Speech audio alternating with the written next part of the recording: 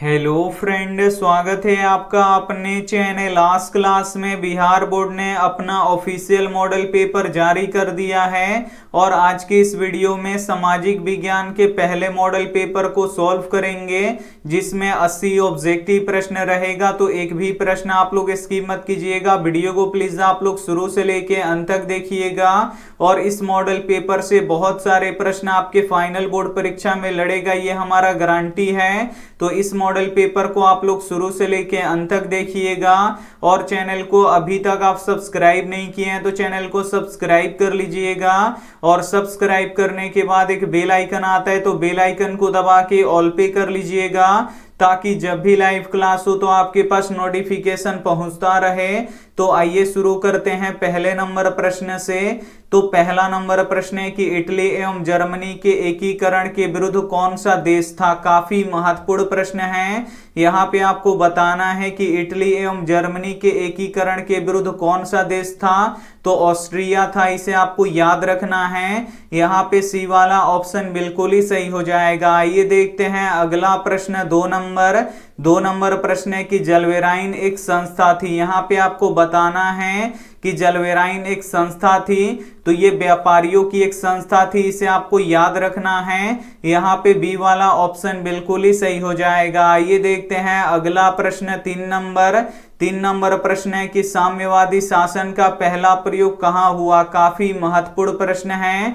यहाँ पे आपको बताना है कि साम्यवादी शासन का पहला प्रयोग कहाँ हुआ। तो रूस में हुआ, इसे आपको याद रखना है। यहाँ पे ए वाला ऑप्शन बिल्कुल ही सही हो जाएगा। ये देखते हैं अगला प्रश्न, चार नंबर प्रश्न है कि हिंद चीन क्षेत्र में अंतिम युद्ध समाप्ति के समय अमेरिकी राष्ट्रपति थे। काफी महत्वपूर्ण प्रश्न है। यहाँ पे आपको बताना है कि हिंद चीन क्षेत्र में अंतिम युद्ध समाप्ति के समय अमेरिकी राष्ट्रपति थे, तो निक्सन थे, इसे आपको याद रखना है। यहाँ पे बी वाला ऑप्शन बिल्कुल ही सही हो जाएगा। आइए देखते हैं अगला प्रश्न, पांच नंबर प्रश्न है कि गदर पार्टी का स्थापना किसने और कब की। काफी महत्वपूर्ण प्रश्न है। यहाँ पे आपको बताना है कि गदर पार्टी की स्थापना किसने और कब की। तो लाला हरदयाल ने किया, और कब किया, तो 1913 में किया। तो यहाँ पे सी वाला ऑप्शन बिल्कुल ही सही हो जाएगा। आइए देखते हैं अगला प्रश्न, 6 नंबर प्रश्न है कि जालियांवाला बाग हत्याकांड किस तिथि को हुआ। काफी महत्वपूर्ण प्रश्न है। यहाँ पे आपको बताना है कि जालियांवाला बाग हत्याकांड किस तिथि को हुआ। तो 13 अप्रैल 1919 को हुआ, इसे आपको याद रखना है। यहाँ पे ए वाला ऑप्शन बिल्कुल ही सही हो जाएगा। आइए देखते हैं अगला प्रश्न, 7 नंबर प्रश्न है कि एक प्रतियोगी एवं उद्यमी प्रकृति से प्रेरित किस प्रकार की अर्थव्यवस्था लागू की गई। काफी महत्वपूर्ण प्रश्न है। यहाँ पे आपको बताना है कि एक प्रतियोगी एवं उद्यमी प्रकृति से प्रेरित किस प्रकार की अर्थव्यवस्था लागू की गई। तो मुद्रा प्रधान अर्थव्यवस्था लागू की गई। यहाँ पे बी वाला ऑप्शन बिल्कुल ही सही हो जाएगा। आइए देखते हैं अगला प्रश्न, 8 नंबर प्रश्न है कि आधुनिक काल में औद्योगिक इकाई ने किसके स्वरूप को गंभीर रूप से प्रभावित किया। यहाँ पे आपको बताना है कि आधुनिक काल में औद्योगिक इकाई ने किसके स्वरूप को गंभीर रूप से प्रभावित किया।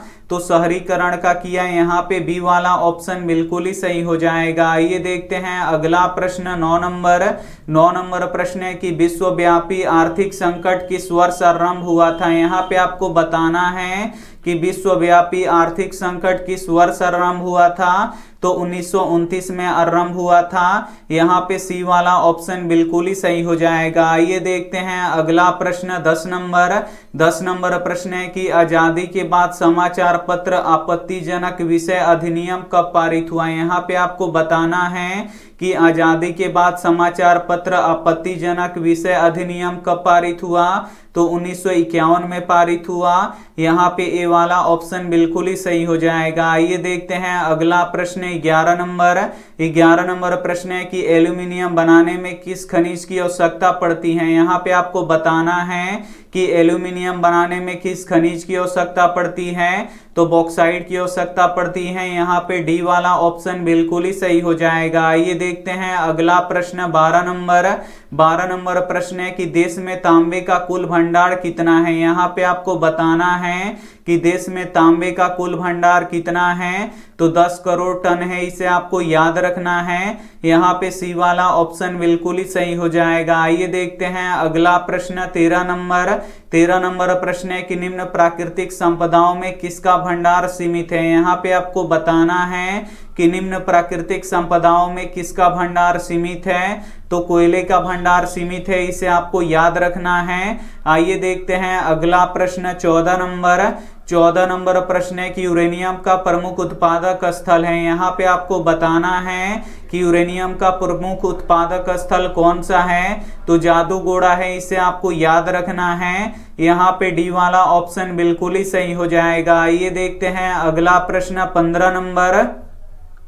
15 नंबर प्रश्न है कि भारत के किस राज्य में सौर ऊर्जा के विकास की सर्वाधिक संभावनाएं हैं। यहाँ पे आपको बताना है कि भारत के किस राज्य में सौर ऊर्जा के विकास की सर्वाधिक संभावनाएं हैं, तो राजस्थान में है, इसे आपको याद रखना है। यहाँ पे सी वाला ऑप्शन बिल्कुल ही सही हो जाएगा। आइए देखते हैं अगला प्रश्न 16 नंबर प्रश्न है कि तारापुर परमाणु ऊर्जा केंद्र किस राज्य में है। यहाँ पे आपको बताना है कि तारापुर परमाणु ऊर्जा केंद्र किस राज्य में है, तो महाराष्ट्र में है, इसे आपको याद रखना है। यहाँ पे डी वाला ऑप्शन बिल्कुल ही सही हो जाएगा। आइए देखते हैं अगला प्रश्न 17 नंबर प्रश्न है कि भारत में सर्वाधिक क्षेत्र में किस मिट्टी का विस्तार है। यहाँ पे आपको बताना है कि भारत में सर्वाधिक क्षेत्र पर किस मिट्टी का विस्तार है, तो जलोढ़ मिट्टी का विस्तार है। यहाँ पे ए वाला ऑप्शन बिल्कुल ही सही हो जाएगा। आइए देखते हैं अगला प्रश्न 18 नंबर प्रश्न है कि किसका कथन है संसाधन होते नहीं बनते हैं। यहाँ पे आपको बताना है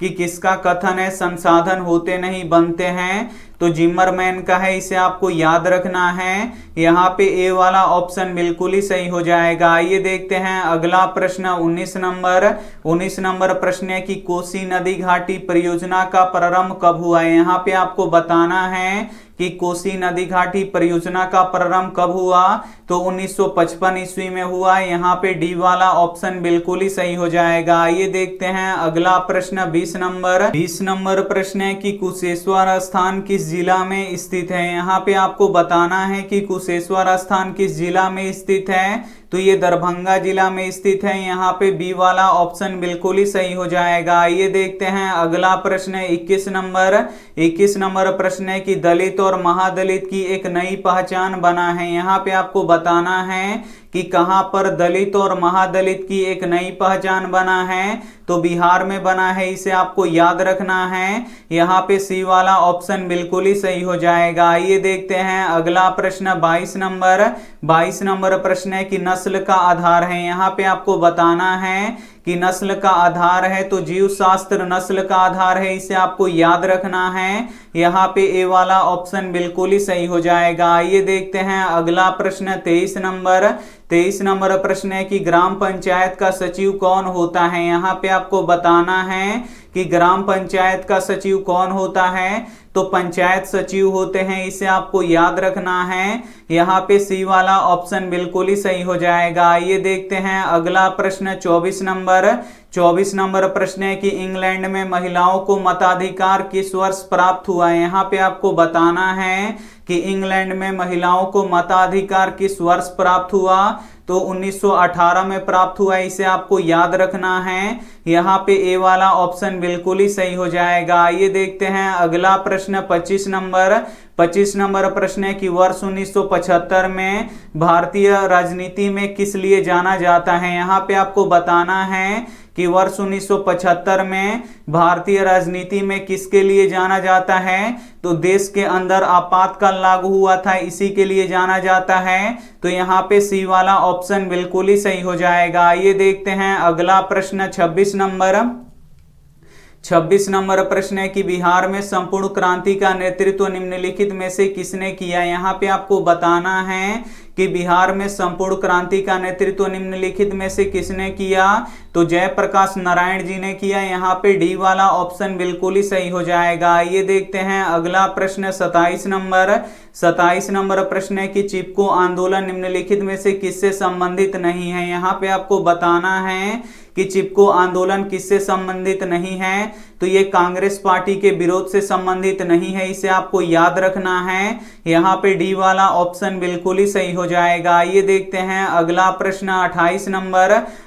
नंबर प्रश्न है कि लोकतंत्र एक शासन है जिसमें, यहाँ पे आपको बताना है कि लोकतंत्र एक शासन है जिसमें सामाजिक व्यवस्था है, आर्थिक आदर्श है और विशेष मनोवृत्ति है, यानी उपयुक्त तीनों हैं। तो यहाँ पे डी वाला ऑप्शन बिल्कुल ही सही हो जाएगा। ये देखते हैं अगला प्रश्न 29 नंबर प्रश्न है कि लोकतंत्र जनता के द्वारा तथा जनता के लिए शासन है, यह कथन किसका है। काफी महत्वपूर्ण प्रश्न है। यहाँ पे आपको बताना है कि लोकतंत्र जनता के द्वारा तथा जनता के लिए शासन है, यह कथन किसका है, तो अब्राहम लिंकन का है, इसे आपको याद रखना है। यहाँ पे बी वाला ऑप्शन बिल्कुल ही सही हो जाएगा। ये देखते हैं अगला प्रश्न 30 नंबर प्रश्न है कि भारत में योजना आयोग का गठन कब किया गया था। यहाँ पे आपको बताना है कि भारत में योजना आयोग का गठन कब किया गया था, तो 15 मार्च 1950 को किया गया था। यहाँ पे ए वाला ऑप्शन बिल्कुल ही सही हो जाएगा। ये देखते हैं अगला प्रश्न 31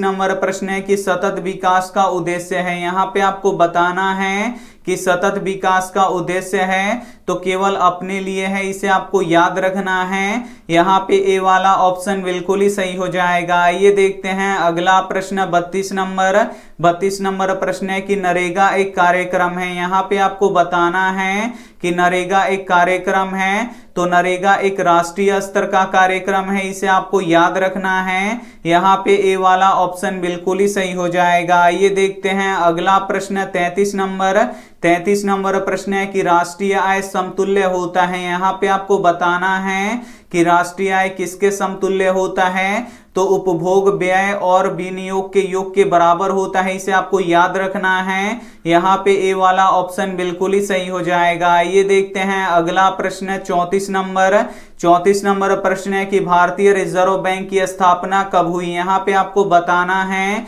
कि भारतीय रिजर्व बैंक की स्थापना कब हुई, तो 1935 में हुआ, इसे आपको याद रखना है। यहाँ पे बी वाला ऑप्शन बिल्कुल ही सही हो जाएगा। ये देखते हैं अगला प्रश्न 35 नंबर प्रश्न है कि कौन बीमारू राज्य नहीं है। इसमें से आपको बताना है कि कौन बीमारू राज्य नहीं है, तो यहाँ पे जो कर्नाटक है ये बीमारू राज्य नहीं है। यहाँ पे सी वाला ऑप्शन बिल्कुल ही सही हो जाएगा। ये देखते हैं अगला प्रश्न 36 नंबर प्रश्न है कि इनमें से पिछड़ा राज्य किसे कहा जाता है। इसमें से आपको बताना है कि किसे पिछड़ा राज्य कहा जाता है, तो बिहार को पिछड़ा राज्य कहा जाता है, इसे आपको याद रखना है। यहाँ पे सी वाला ऑप्शन बिल्कुल ही सही हो जाएगा। ये देखते हैं अगला प्रश्न 37 नंबर प्रश्न है कि अंतर्राष्ट्रीय व्यापार संबंधित नियमों को निर्धारित करने वाली संस्था कौन है। यहाँ पे आपको बताना है कि अंतर्राष्ट्रीय व्यापार संबंधित नियमों को निर्धारित करने वाली संस्था कौन है,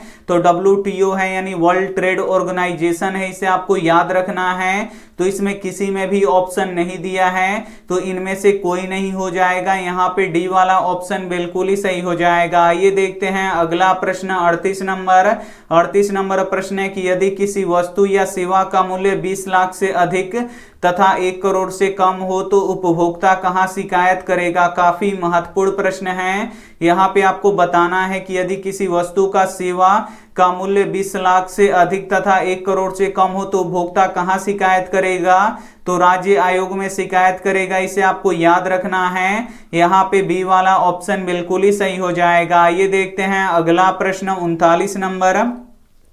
39 नंबर प्रश्न है कि नदियों में बाढ़ आने का प्रमुख कारण क्या है। यहाँ पे आपको बताना है कि नदियों में बाढ़ आने का प्रमुख कारण क्या है, तो वर्षा की अधिकता है, इसे आपको याद रखना है। यहाँ पे सी वाला ऑप्शन बिल्कुल ही सही हो जाएगा। आइए देखते हैं अगला प्रश्न 40 नंबर प्रश्न है कि महासागर के तली पर होने वाले कंपन को क्या कहा जाता है। यहाँ पे आपको बताना है कि महासागर के तली पर होने वाले कंपन को क्या कहा जाता है, तो सुनामी कहा जाता है। यहाँ पे सी वाला ऑप्शन बिल्कुल ही सही हो जाएगा। आइए देखते हैं अगला प्रश्न 41 नंबर प्रश्न है कि अखिल भारतीय ट्रेड यूनियन कांग्रेस की स्थापना कब हुई। यहाँ पे आपको बताना है कि अखिल भारतीय ट्रेड यूनियन कांग्रेस की स्थापना कब हुई, तो 1920 में हुई। यहाँ पे डी वाला ऑप्शन बिल्कुल ही सही हो जाएगा। आइए देखते हैं अगला प्रश्न 42 नंबर प्रश्न है कि सेफ्टी लैंप की आविष्कार किसने किया। यहाँ पे आपको बताना है कि सेफ्टी लैंप का आविष्कार किसने किया, तो हेम्फ्री डेवी ने किया, इसे आपको याद रखना है। यहाँ पे डी वाला ऑप्शन बिल्कुल ही सही हो जाएगा। आइए देखते हैं अगला प्रश्न 43 नंबर प्रश्न है कि जमशेदजी टाटा ने Tata iron and steel company की स्थापना कब की। यहाँ पे आपको बताना है कि जमशेदजी टाटा ने Tata iron and steel company की स्थापना कब किए, तो 1907 में किए। यहाँ पे बी वाला ऑप्शन बिल्कुल ही सही हो जाएगा। आइए देखते हैं अगला प्रश्न 44 नंबर प्रश्न है कि इंग्लैंड में सभी स्त्री और पुरुषों को वयस्क मताधिकार कब प्राप्त हुआ, तो 1918 में प्राप्त हुआ। यहाँ पे सी वाला ऑप्शन बिल्कुल ही सही हो जाएगा। आइए देखते हैं अगला प्रश्न 45 नंबर प्रश्न है कि भारत के लिए पहला फैक्ट्री एक्ट कब पारित हुआ है। यहाँ पे आपको बताना है कि भारत के लिए पहला फैक्ट्री एक्ट कब पारित हुआ, तो 1881 में पारित हुए, इसे आपको याद रखना है, काफी महत्वपूर्ण प्रश्न है।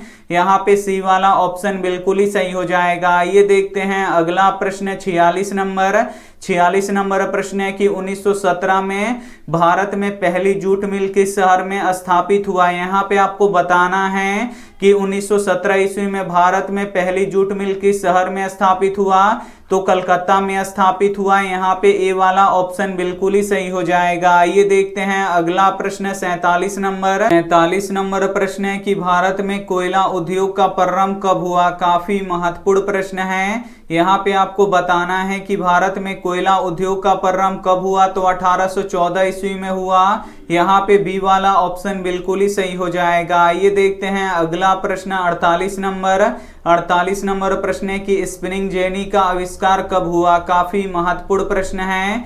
यहाँ पे आपको बताना है कि स्पिनिंग जेनी का आविष्कार कब हुआ, तो 1770 ईस्वी में हुआ। यहाँ पे बी वाला ऑप्शन बिल्कुल ही सही हो जाएगा। आइए देखते हैं अगला प्रश्न 49 नंबर प्रश्न है कि बंबई में सर्वप्रथम सूती कपड़ों के मिलों की स्थापना कब हुई। काफी महत्वपूर्ण प्रश्न है। यहाँ पे आपको बताना है कि बंबई में सर्वप्रथम सूती कपड़ों के मिलों की स्थापना कब हुई, तो 1854 ईस्वी में हुआ। यहाँ पे ए वाला ऑप्शन बिल्कुल ही सही हो जाएगा। आइए देखते हैं अगला प्रश्न 50 नंबर प्रश्न है कि भारत में Tata hydro electronic power station की स्थापना कब हुई, तो 1910 ईस्वी में हुआ। यहाँ पे ए वाला ऑप्शन बिल्कुल ही सही हो जाएगा। ये देखते हैं अगला प्रश्न 51 नंबर प्रश्न है कि वाष्प चलित रेल इंजन का आविष्कार किया था। यहाँ पे आपको बताना है कि किसने वाष्प चलित रेल इंजन का आविष्कार किया था, तो जेम्स वाट ने किया था। इसे आपको याद रखना है। यहाँ पे बी वाला ऑप्शन बिल्कुल ही सही हो जाएगा। ये देखते हैं अगला प्रश्न 52 नंबर प्रश्न है कि 1838 में कहाँ चार्टिस्ट आंदोलन शुरू हुई। काफी महत्वपूर्ण प्रश्न है। यहाँ पे आपको बताना है कि 1838 ईस्वी में कहाँ चार्टिस्ट आंदोलन की शुरुआत हुई, तो लंदन में हुआ। इसे आपको याद रखना है। यहाँ पे बी वाला ऑप्शन बिल्कुल ही सही हो जाएगा। ये देखते हैं अगला प्रश्न 53 नंबर प्रश्न है कि अंतर्राष्ट्रीय श्रमिक संघ की स्थापना कब हुई। काफी महत्वपूर्ण प्रश्न है। यहाँ पे आपको बताना है कि अंतर्राष्ट्रीय श्रमिक संघ की स्थापना कब हुई, तो 1919 में हुआ। यहाँ पे ए वाला ऑप्शन बिल्कुल ही सही हो जाएगा। ये देखते हैं अगला प्रश्न 54 54 नंबर प्रश्न है कि भारत में न्यूनतम मजदूरी कानून कब पारित हुआ। काफी महत्वपूर्ण प्रश्न है।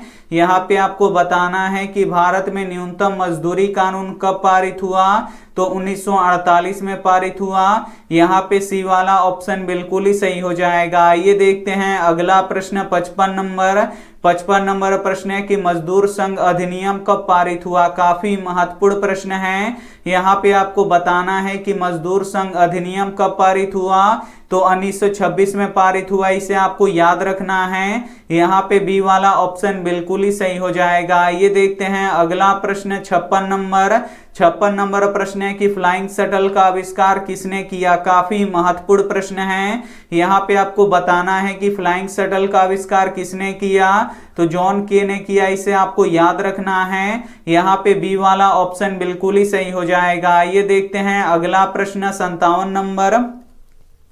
57 नंबर प्रश्न है कि स्पिनिंग जेनी का आविष्कार किसने किया। यहाँ पे आपको बताना है कि स्पिनिंग जेनी का आविष्कार किसने किया, तो जेम्स हेबिसबर्ग ने किया। इसे आपको याद रखना है। यहाँ पे सी वाला ऑप्शन बिल्कुल ही सही हो जाएगा। ये देखते हैं अगला प्रश्न 58 नंबर प्रश्न है कि पावर लूप का आविष्कार किसने किया। यहाँ पे आपको बताना है कि पावर लूम का आविष्कार किसने किया, तो पावर लूम का आविष्कार एडमंड कर्टराइट ने किया। इसे आपको याद रखना है। यहाँ पे ए वाला ऑप्शन बिल्कुल ही सही हो जाएगा। ये देखते हैं अगला प्रश्न 59 नंबर प्रश्न है कि स्पिनिंग म्यूल का आविष्कार किसने किया था। काफी महत्वपूर्ण प्रश्न है।